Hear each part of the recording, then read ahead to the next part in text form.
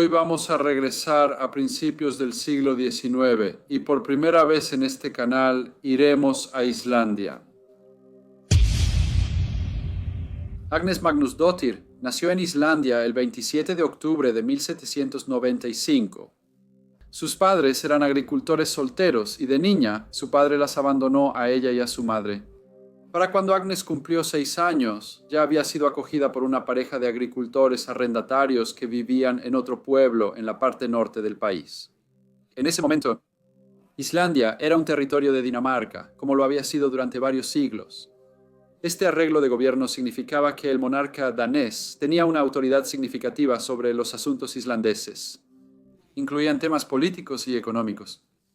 Funcionarios daneses supervisaban la administración de la isla y la corona danesa influía en las políticas y procedimientos.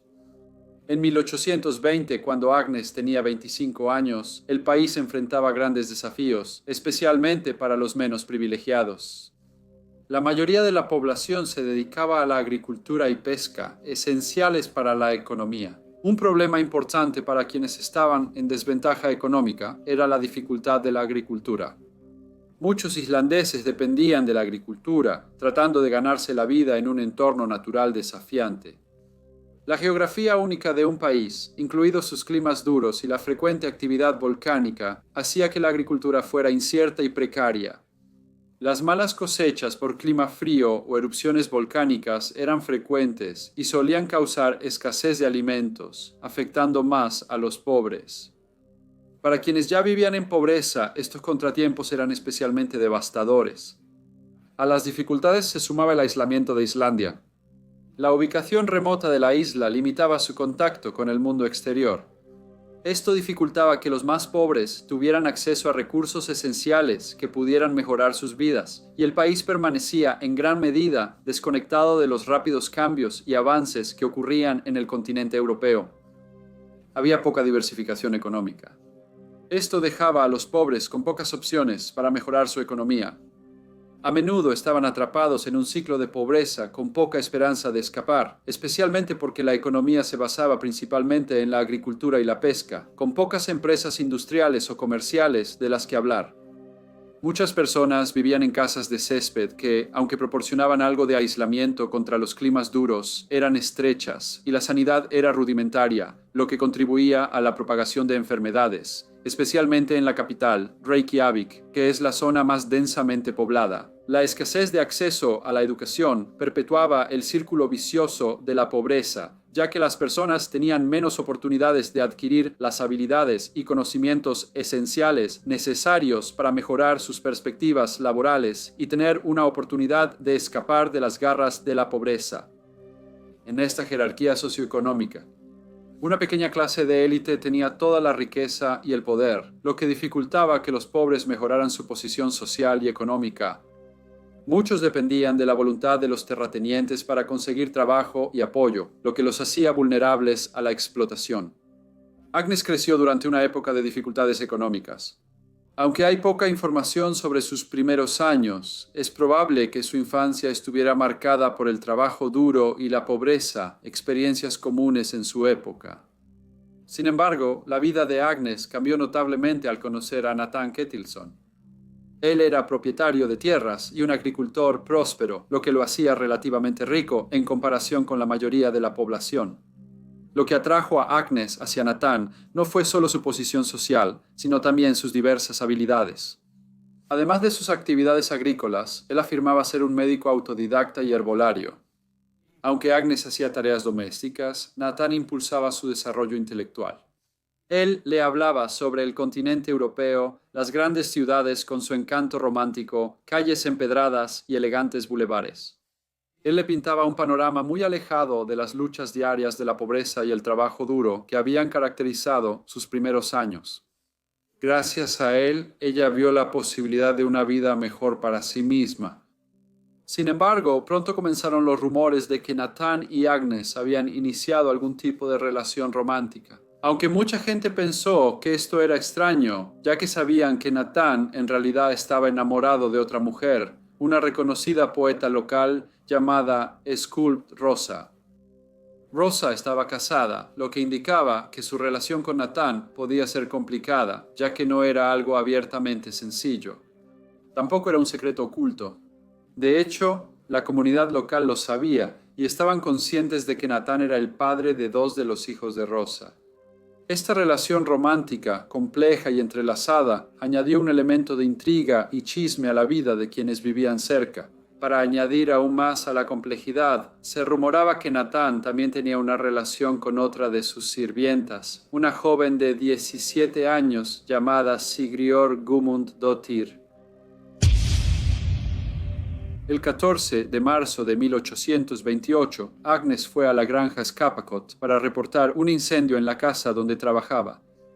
Ella gritó que dos personas estaban atrapadas y que el edificio se incendiaba muy rápido.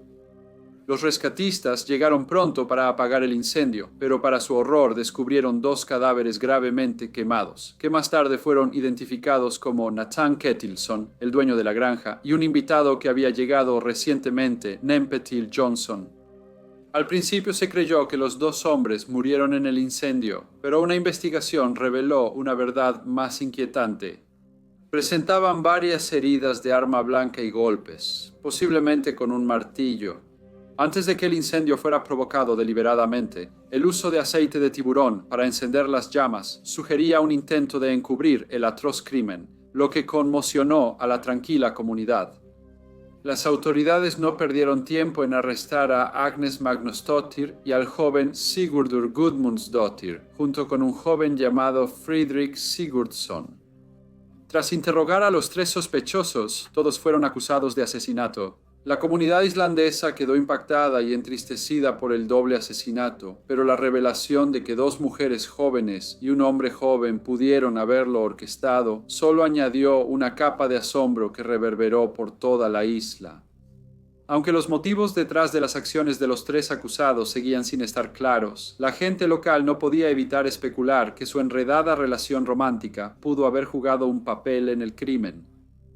Unas semanas después del asesinato, cuando la gente había vuelto a sus actividades normales y los nombres de Agnes, Sigríður y Friðrik ya no eran el único tema de conversación, la compañera de muchos años de Nathan, la reconocida poeta Skald Rosa, escribió el siguiente verso, que capturó las complejas emociones que habían envuelto a la comunidad tras la tragedia. No te sorprendas por la tristeza en mis ojos, ni por las amargas punzadas de dolor que siento, porque tú has robado con tus intrigas a aquel que le daba sentido a mi vida. Y arrojaste tu vida al diablo para que él la manejara. Después de esto, los asesinatos volvieron a estar en la mente de todos. El juicio comenzó el 14 de marzo de 1830. Agnes, Friðrik y la joven sirvienta Sigríður estaban en el centro de una grave acusación. El brutal asesinato de dos hombres en una granja aislada, ubicada en el corazón de Vastelsola. Había un considerable interés y escrutinio público, no solo por la naturaleza atroz del crimen, sino también porque involucraba a dos mujeres de orígenes tan humildes. El proceso legal se llevó a cabo de manera típica de la época. Un panel de jueces, funcionarios locales y terratenientes presidía el juicio. Se llamaron testigos y se presentaron pruebas. La atmósfera era tensa mientras el destino de Agnes y su coacusada pendía de un hilo. Agnes fue retratada como una mujer de baja posición social, con su reputación manchada por su supuesta participación en un romance ilícito con Natán. Este acto despiadado se debía a la creencia de que las acusadas conspiraron para robarle a Natán, un adinerado terrateniente. Las autoridades argumentaron que Friðrik se había enamorado de Sigríður y se volvió resentido al descubrir su intimidad con Natán. Se creía que Friðrik era el autor intelectual de los asesinatos, aunque los fiscales no lograron presentar muchos detalles sobre exactamente cómo era culpable. El juicio duró algún tiempo y finalmente fue enviado a la Corte Suprema en Copenhague. Luego los tres acusados fueron declarados culpables y sentenciados a muerte. El veredicto de culpabilidad y la imposición de la pena de muerte marcaron una conclusión solemne y desgarradora para el juicio que había captado la atención de toda la nación. Más tarde se anunció que la sentencia de Sigrid sería conmutada por cadena perpetua, la cual cumpliría en Dinamarca a medida que se acercaba la fecha de ejecución. A cada dueño de granja se le pidió enviar un representante hombre para presenciar los hechos. Agnes y Fredrik serían ejecutados públicamente por decapitación con un hacha especial que había sido importada de Dinamarca. El hermano de Nathan orquestó el acto y, en una escalofriante secuencia, Friedrich fue llevado al bloque del verdugo y ahí su vida terminó brutalmente. Agnes, su cómplice, estaba cerca con la mirada fija en la espeluznante escena. Solo unos momentos después, el mismo destino sombrío la esperaba a ella, convirtiendo a Agnes Magnusdóttir en la última persona ejecutada en Islandia. A ambos, Agnes y Friedrich, se les negó un entierro cristiano, ya que sus transgresiones eran evidentes. En su lugar, sus cabezas decapitadas fueron cruelmente montadas en picas, expuestas a la vista del público junto al camino. Sin embargo, en tan solo un día, los macabros trofeos desaparecieron y eludieron la búsqueda desesperada de las autoridades. Una investigación fue inútil y durante un siglo el paradero de las cabezas siguió siendo un enigma. En 1930, una mujer local hizo una afirmación sorprendente. El espíritu de Agnes la había visitado. Ella reveló la ubicación de la cabeza hallando los restos perdidos. La identidad de los ladrones estaba envuelta en misterio. Una leyenda local susurraba sobre una ama de casa compasiva que sintió la necesidad de enterrar las cabezas ella misma.